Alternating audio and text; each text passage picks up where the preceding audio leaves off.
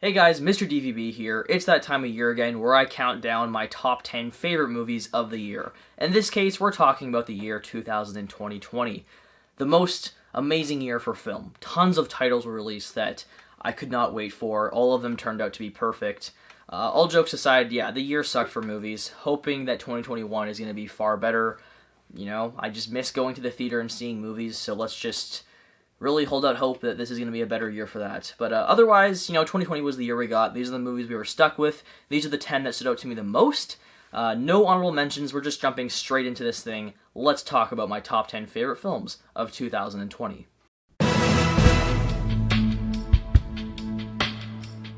In 10th place, we have Let Him Go. So this is a movie that I watched about a week ago. I hadn't really heard much about it beforehand, and I was surprised by this movie. I thought it was pretty good overall, not perfect by any means. The thing with the majority of the films on this list is that they would not normally be on here if the pandemic hadn't occurred. I feel like maybe just the top two would probably make it onto my actual top 10 list. The rest, they're kind of just there.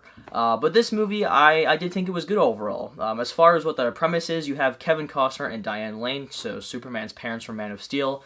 In this movie, they play grandparents whose son passed away, leaving behind a widow and a child. The widow is now marrying a new man a couple years later, and he is abusive. He's a part of this very strange family who the police don't like to go near. And so the grandparents try to talk this lady out of moving away and try to get the kid back. And it was a pretty good film overall. It's kind of a thriller in some ways. It's a very dark family drama at other times. And I thought this movie was definitely held by its performances. I think that a lot of the actors here were very good, especially Kevin Costner and Diane Lane, who are very good actors usually, and I thought they were really good in this movie. I liked the cinematography in this film quite a bit. It was very well shot in my opinion. And overall, well-written movie. I didn't think it was perfect by any means. There were some issues towards the third act where I thought the film was just a little bit too rushed, and at times I wasn't a fan of the way things were written. Not particularly from a dialogue standpoint, but just events and whatnot that occurred.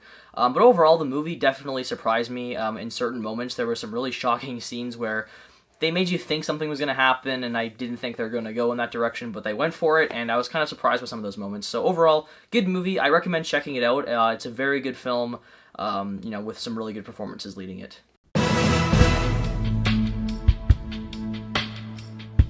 In 9th place, we have The Devil All the Time. So this is a movie that was talked about quite a bit when it released. It's a Netflix movie with a huge cast. You have Tom Holland, Bill Skarsgård, Sebastian Stan, Robert Pattinson, and more. I can't think of everybody off the top of my head, but this was a really well-made film. A lot of people were talking about how dark and depressing it was going into it. I thought it was dark, but I didn't really think it was as dark as people were saying it was. They made it seem like it was like this miserable experience to witness. I didn't really feel that way. Maybe I'm just used to dark movies and dark video games, but I don't know. It didn't exactly have that effect for me personally, but I thought it was very well written. I found myself quite interested in most of these stories, and overall, I think the performances, again, were what made this movie as good as it was. Tom Holland gives the best performance he's given yet in a very serious role. I really liked Bill Skarsgård. I thought Sebastian Stan was great. Robert Pattinson was very good as this pastor who had a very interesting southern accent. Delusions! But yeah, everybody here in this movie was really good. As far as the film's premise, it's a bunch of these different kind of interconnected stories about this family and just these dark things that happen to them over time. And yeah, I enjoyed it quite a bit. By the end of the movie, I didn't really feel like there was a purpose to it. Like, there wasn't much of a resolution to everything that occurred in the film. So I was a little bit disappointed by that aspect. And I also felt like there were certain character relationships, like the one between Tom Holland and, I believe it was supposed to be his sister, that I didn't really feel like it was developed enough for me to feel emotionally connected to it when things did go down. But overall, still a well-made movie with good writing and great performances. In 8th place, we have I'm Thinking of Ending Things. So this was the newest film to be written by the screenwriter of The Eternal Sunshine of the Spotless Mind, which I watched shortly before watching this. Both are very interesting movies. They have kind of crazy, wacky scripts where a lot of things happen. And I like this film quite a bit. I think that it's not a film that's certainly for everyone. You look at, the critic score versus the user score, and there's a pretty big difference there because this is definitely something that's going to appeal to more film buff type people. It's a film that's got a very deep meaning to it. There's just a ton of dialogue and talking here, and I could see people considering this movie boring, but I found myself enjoying it because it was so well written. The dialogue here is great.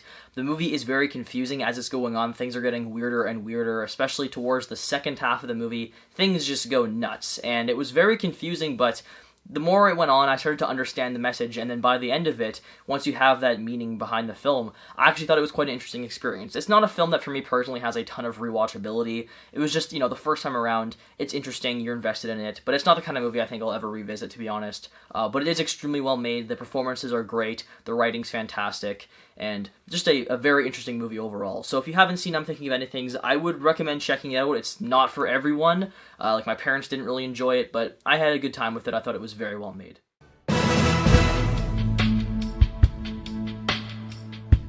Coming in 7th place, we have The Invisible Man. So this was one of the last movies I saw in theaters before the theaters where I live closed down until they reopened for like a couple of months. And this movie surprised me because going into it, obviously I had heard that it had really good reviews, which surprised me, but just from the trailers and whatnot, it looked kind of generic to me. I thought it was going to be a very run-of-the-mill horror film, but it was quite surprising. Once again, a film that is led by its performances, especially Elizabeth Moss, who does a great job here as this character who is dealing with abuse and a lot of things in her life. And that was the aspect of this movie that I wasn't expecting, the more personal aspect to its character, to its lead actress, who, like I said, does a very good job in the role, because heading into it, I don't know, I just figured it was going to be some horror film where there's an invisible stalker, but they actually went quite a bit into depth about her relationship with her boyfriend, and that stuff I found quite interesting, and overall, very surprised by those elements of this movie. From a horror standpoint, it's not a scary movie at all. It's much more of a suspenseful film. There's some really good shots here where it's just lingering on certain things for a little bit longer than you normally would, which is to lead the audience to expect, oh, that must be where the Invisible Man is right now. And they play with that very well. It's directed by Lee Whannell, who also directed Upgrade. So in the very few amount of action sequences that are in this movie, it has that similar camera work where it's very cool and like kind of tracky looking and whatnot, and those sequences are really cool in this movie. I liked the way they handled the invisible suit, like the design of it was pretty awesome with all the cameras, and yeah, I was quite surprised by this movie. If you guys haven't seen The Invisible Man, I definitely recommend checking it out. Fun fact, I won the 4K Blu-ray for this from one of my favorite reviewers on YouTube, the Flick Pick. He did a giveaway, I commented, and I got chosen, so that was pretty awesome. And yeah, really good movie overall.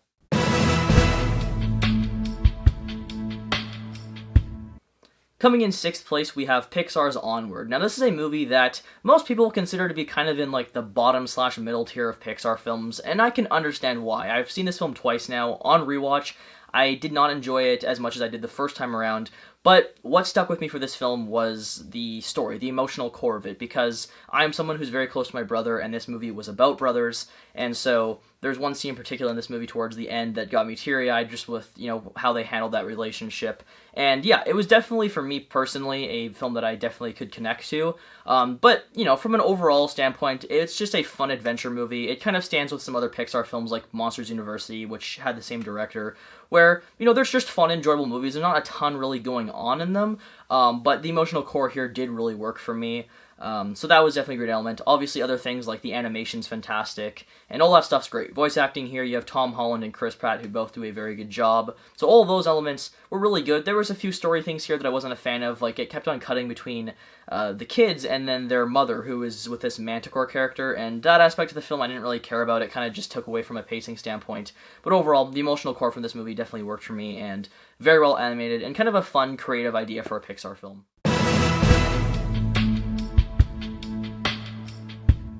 In 5th place, we have Mink, which is the newest film from director David Fincher. Now, this is a movie that, once again, most fans of David Fincher consider it one of his weaker films. I haven't seen all of his filmography, but I've seen most of his movies. I think he's a great director, obviously, and I can see why people would have this a little bit lower on his list. But for me personally, I think I enjoyed this more than most people. I thought it was excellently made, which I don't think anybody's, said this movie wasn't. But just from a filmmaking standpoint, I mean, the performances here are all great. Gary Oldman, who's one of my favorite actors personally, he's fantastic in the lead role. If not, a little bit miscast just because of the age difference between him currently and who he's supposed to be playing. But I did think he was great in the role. The way the movie looks, I mean, not that black and white is something that's like this crazy technique to pull off, but, there's just certain elements, like in the top right corner, you'll see the little black dots show up like it used to in old theaters when you're supposed to switch the film reels. So little things like like that. The way the audio is designed to sound very tinny, to sound like old movies. All of those elements I really liked. So from a filmmaking standpoint, fantastic. Performances were very good. The writing was great. A lot of the dialogue here was really good, and just the conversations I enjoyed listening to. But where the movie kind of for me faltered a little bit was going into it, what I had heard about the story, what I knew about this movie was that it was about kind of the battle for who wins the screenwriting credit between Orson Welles and the screenwriter for, Citizen Kane, Herman Mankiewicz. And I was expecting that to be the big thing about this movie, was kind of their argument over that. And there's like one scene towards the end of this movie where they have a little bit of an argument. That's it. The rest of the movie was a lot of political stuff, which I was still interested in, but just was a little bit misleading, I think, from my premise standpoint, because I was sort of expecting something like Social Network, where you have this person who took another person's idea and called it their own, and then there's just this huge argument over that. That's the entire premise of the film. That's kind of how this movie was marketed, and that really wasn't what it was about. It was just more about Herman Mankiewicz's life and how he kind of got in this hole in his life where he was like, really low on money and whatnot, and how he wrote the script. So I was still, invested in the film, but just didn't stand out to me as much as I was hoping it would. But from a filmmaking standpoint, very well made, and I could certainly see it winning some Oscars for those certain elements. But yeah, overall, very good movie, just not as special as I was hoping it to be.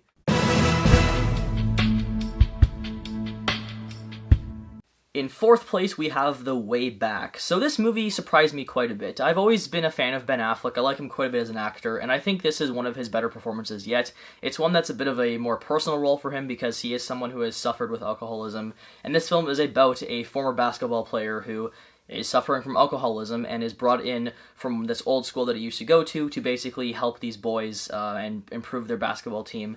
And it was just a very well-made film. I think, like I said, Ben Affleck gives a fantastic performance here. The movie was very well balanced. There was a good level of well-written comedy, in my opinion, just with his coaching techniques, because this is a religious school, and he's swearing a ton at the kids. It was kind of funny, and I like the way they incorporated that into the movie. But yeah, it is a personal story, and I liked those character elements for Ben Affleck. Some of the players on the team could have been developed a bit better, but overall, I think just the performance from Ben Affleck and the story of his character I found to be quite interesting, especially, when you find out why he is dealing with alcoholism. All that stuff was very interesting, and the element I loved about this movie the most was the third act, because it doesn't have a super happy ending. It's very realistic with how it handles the outcomes for the characters and whatnot, and I like that element a lot. It didn't, sugarcoat things whatsoever. It got right to the point, and I like that about it. I thought it was very well made, with some good performances at its core, and overall, I definitely think this was one of the better films to come out in 2020.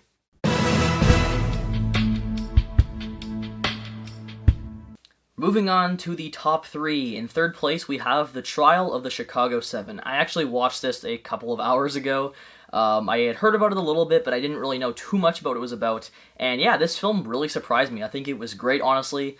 You have a ton of big actors in the movie. You have people like Sacha Baron Cohen, Eddie Redmayne, Mark Rylance, Joseph Gordon-Levitt, and Michael Keaton. So you have a huge cast here. Everybody did a very good job. And this is from the same writer as Social Network, which is obviously a film that everybody gushes about the writing there. Same writer as well as with A Few Good Men. So this is a guy who knows what he's doing when it comes to writing scripts. And yeah, this was fantastic. I think the dialogue was what stood out to me the most easily with this film. It was very well written. The comedy here was great. I thought it was a very funny film through and through, but it also deals with some serious subject matter. And yeah, just very well made. For those who don't know what it's about, it's set during the Vietnam era, about protests and whatnot, about not going to Vietnam, and these people are put on trial for riots that occur. And it was just a very interesting story. I like movies like this. I think it was definitely held up by its writing and its performances, and it's just a very fun film. Fun's not necessarily the right word, but it is to have good humor in it. But at the same time, it's dealing with serious subject matter. And yeah, really enjoyed it. I think it was an excellent film. So definitely check out this movie if you haven't seen it yet. I think it's a very good film. And for me, Eddie Redmayne, I think he did a great job here. He's got very good range at just pulling off different accents and whatnot. And I think he definitely stole the show for me the most in this movie.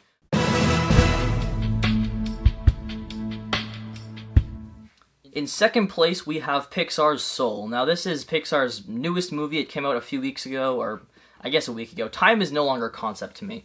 But yeah, Soul, this is without a doubt Pixar's most mature film to date, in my opinion. It deals with some very deep subject matter, and I don't see most kids really understanding the message of this movie. I actually think this will be a film that most kids won't really enjoy. They might love the animation stuff and some of the humor, but yeah, it just, from a thematic standpoint, it deals with some really deep things that are very mature, and I liked that about it. I think the movie, for me personally, it wasn't as emotional as Onward was. I didn't connect to it as much as Onward, but I do think most people will have somewhat of a connection with this film. I think it's very well told. Obviously, as always, it has incredible animation. The stuff especially set during real life moments or whatever, when they're walking around in New York City, it looks gorgeous. It's so well detailed. But, you know, even when they're in areas like The Great Before, The Great Beyond, the colors and stuff really stood out to me. It was a film that really, is a film that really captured the eye visually. The colors stand out so much here, the blues and everything, and just certain animations, like certain characters are kind of 2D and flat looking, and I thought those things were really awesome. The movie has a great score as well. It's got this very ambient, spacious sound to it that I thought was kind of cool over, like, typical Pixar where it's, more fun and kind of jazzy sounding, and this one really stood out. And I mean, there is a ton of jazz in this movie, by the way, because the main character is a jazz player. But, yeah, just a very cool score. Sound design was great. I don't normally comment on that during films, but I watched it at home, and there was just certain elements where I thought the sound really stood out to me. And it was a 5.1 mix. It wasn't even Atmos, so that was kind of surprising. And, yeah, just a great movie with a very great story, a good theme, and a good message behind it. Beautiful animation. I think one of Pixar's stronger protagonists in recent memory. And overall, a very beautiful film.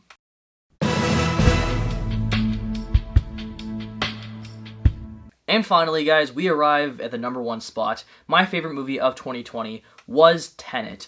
I'm a huge Christopher Nolan fan. This is no secret. He's my favorite director out there. I was very excited for Tenet, and this movie was fantastic. I saw it 4 times in theaters, in IMAX each time, and it's just all around a really enjoyable movie. Most people consider it one of Nolan's weaker films, and I can see where people are coming from. It's, for me personally, kind of somewhere in the middle of his filmography, but I still had a blast with this film. I think this is Nolan's most action-packed movie to date with his best action sequences. I think the way he handles the fight choreography here was great. There's some awesome set pieces like the plane heist, the final act with the big war. That was great. A lot of this movie is just very well made.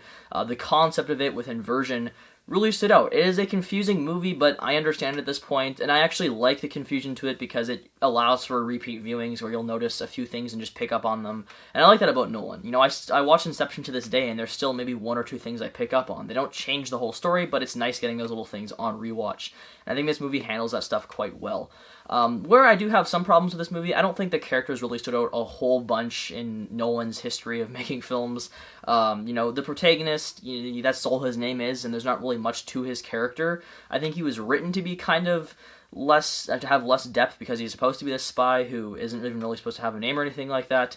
But I would have liked a little bit more stuff with the characters because my favorite Nolan films are ones like Interstellar and Inception where there's, at the core of those movies there is a personal thing for the character going on where they want to get back to their kids. Interstellar handled that amazing in my opinion, and that's the film I emotionally connect to the most out of any movie ever. With Tenet, there wasn't really that emotional connection. There was the character played by Elizabeth Debicki, who I think gave the best performance in this movie. And, with her character, there is a little bit of that storyline, but it wasn't as focused on as I think, it is in some of other Nolan films. So overall, just a very great spy, espionage action movie with some fantastic set pieces, great special effects, an incredible score by Ludwig Göransson, who is proving himself to be one of the best composers out there today with what he's done with The Mandalorian, Black Panther, and now this. I think this soundtrack stands out more than anything else that came out this year, or I guess technically last year at this point. But yeah, overall, guys, love Tenet, a great movie, and those are my top 10 favorite movies of 2020. So yeah, overall, not a great year for film, obviously, just because of the current stance of the world. Hoping 2021 won't disappoint and that, the movies that are supposed to come out do come out, because there's a lot of films that I'm really looking forward to, because we're pretty much getting 2 years worth of movies in 1 year. We have all the things that were going to come out in 2021 originally, and all the things that were supposed to come out in 2020 and got postponed. So it's going to be a crazy year for film if everything goes well. Hope you guys have a good year. Hope you guys had a good 2020. I know that's not a common thing, but I hope you guys had a good year overall, and let me know what your top 10 favorite movies of 2020 were below. Thank you guys for watching, and I'll see you next time. Bye. Yeah, this film really surprised me. I think it was great, honestly. You have a ton of big actors in the movie. You have people like